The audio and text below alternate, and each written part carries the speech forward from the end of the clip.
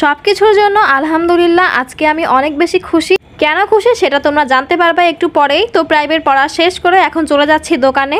তো আলহামদুলিল্লাহ আমার প্রথম ইনকাম দিয়ে আজকে আমি নিজের জন্য খাবার দাবার কিনবো। শুধু নিজের জন্যই না, আজকে পরিবারের জন্যও খাবার নিয়ে যাব একদম উড়াধুরা। আমার মনে হয় প্রত্যেকটা মেয়েরই ইনকাম করা প্রয়োজন, অন্তত কারোর জন্য না হলেও নিজের সকল শখ পূরণ করার জন্য। তো এখানে আমি পুরো এক পলিথিন ভরে খাবার নিছি, আর এই তো টাকা ভাঙাইতে একটু কষ্ট লাগতেছে। যাই হোক ব্যাপার না, বান্ধবী তো টাস করে কেড়ে নিয়ে টাকা দিয়ে দিছে।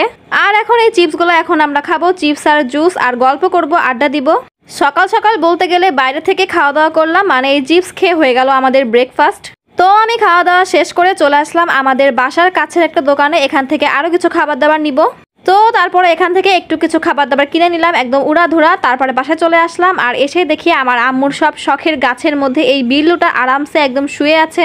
ফার্স্টে তো ভয় পাইছে যে আল্লাহ ওর কি হয়েছে, পরে দেখি না ভাই সে তো একদম নাচানাচি করতেছে ওখানে, মানে রেস্ট নিচ্ছে। তো বাসার ভিতরে এসেই আমি দেখতেছি একটা ভাইরাল পারফরমেন্স। তো ফার্স্টে একটা পলিথিন বের করে ফেললাম, এখান থেকে আগে চিপস সবকিছু বের করে নিচ্ছি। সবকিছু দেখতেছি আর ভাবতেছি যে আগে কোনটা খাওয়া যায়। তো ফার্স্টে আমার চোখ গেল ওই কোন আইসক্রিমের মতো এই চকলেটটার উপরে, এটাই ফার্স্টে ট্রাই করব, আর ট্রাই করে বলবো যে এটা খেতে কেমন। যাই হোক কোন আইসক্রিমের মতো দেখেই তো ভালো লাগতেছে, আর এখন এটা ট্রাই করবো বিসমিল্লাহ বলে। বাট এর মুখটা আমি খুলতে পারতেছি না, আমার একদম মানে কি একটা বলবো, অবস্থা খারাপ হয়ে গেছে এটা খুলতে গিয়ে। তো তারপরে এটা খেলাম, এটা মোটামুটি ভালোই ছিল। এটা খাওয়া শেষ করে আরেকটা পলিথিন থেকে এখন বের করে নিচ্ছি চানাচুর, তারপরে কিছু বিস্কুট, তারপরে হচ্ছে কেক। এই বিস্কুটগুলো হচ্ছে চিনি ছাড়া বিস্কুট, এগুলো আমার আম্মুর জন্য, আর কেক কিনছি আমার জন্য। আর এখন এগুলো দেখতেছি আর ভাবতেছি যে কি খাওয়া যায়। তো ইচ্ছা করলো যে এই কেকটা একটু ট্রাই করে দেখি যে কেমন টেস্ট। তো এখন বিসমিল্লাহ বলে বের করে ফেলতেছি, এখন সুন্দর করে ছোট ছোট করে পিস করে একদম কেটে তারপরে ট্রাই করব এখন আমি এটাকে। এটাও অনেক বেশি মজার ছিল, আমি অনেক বেশি সবকিছুর জন্য খুশি ছিলাম। বাট কি যে একটা হয়ে গেল তোমরাই ভিডিওতে দেখে নাও। যাই হোক একটা বিষয় নিয়ে কথা বলতে আসলাম আমি একটু। কিছুদিন আগে আমার নামে একটা ফেক আইডি খোলা হয়েছে ফেসবুকে, অ্যান্ড সেটা আমি নিজেও জানি না। অ্যান্ড আগের দিন আমার বোন আমাকে বলতেছে যে এরকম এরকম হয়েছে।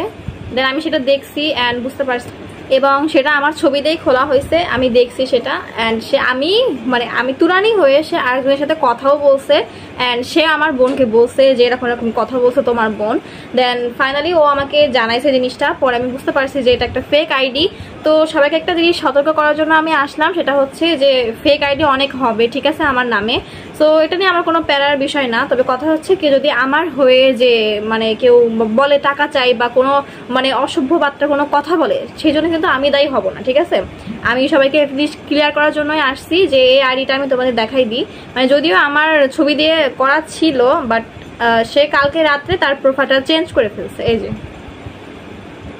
দেখা যায় না কেন, এই দেখেন, ঠিক আছে। সো যাই হোক আমি আসল যেই আইডিটা মানে আগে যেই ইয়াটা ছিল আমার ছবি দিয়ে করেছিল, সেটার আমি স্ক্রিনশট নিচে দিয়ে দিব। সো সবাই একটু সাবধান থাকবা, আর হচ্ছে কেউ আমি মনে করে কথা বলবা না। আর যদি কারোর ডাউট হয় যে না এটা তুরানি নাকি অন্য কেউ, ঠিক আছে, তাহলে তোমরা কল দিবা, ডিরেক্ট কল দিয়ে কথা বলবা যে এটা তুই কিনা। যে এরকম অনেক ফেক আইডি হবে, এসে বলবে যে হ্যাঁ টাকা দেয়, আমি তো তুরানি, আমি তোদের বান্ধবী, কি এটা সেটা হ্যান ত্যান। সো এটা নিয়ে কোনো মানে প্রবলেম হলে তোমরা আমার সাথে যোগাযোগ করবো। তো এই বিষয়টা ক্লিয়ার করার জন্যই আমি আসছিলাম।